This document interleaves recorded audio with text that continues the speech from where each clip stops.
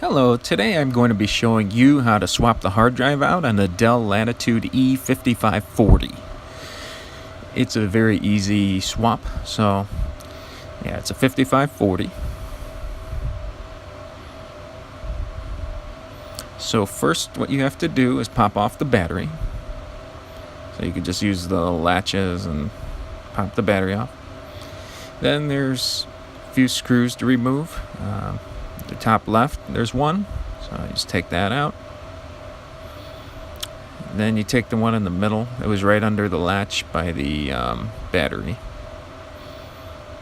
Take that out. Then there's another one next to that. Go ahead and take that out. They're kind of in the groove holes.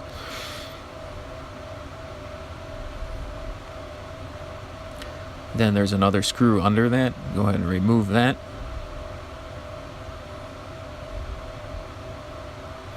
Then there's another screw next to that. Go ahead and take that out. And then there's a screw in the top right. Go ahead and remove that.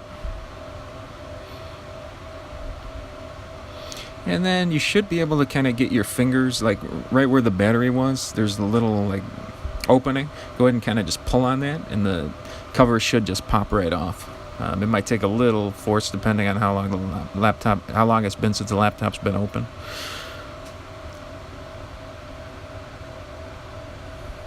And then you just remove, there's 4 screws that hold the hard drive caddy in place. There's 2 on the top, 2 on the bottom. And then once you remove those, there is a little plastic pull tab on the right side of the hard drive. And once we get there, you just pull on this pull tab, slide it out, and then you can go ahead and put your new hard drive in the caddy and then reverse the process. I hope you have a great day. Thank you for watching.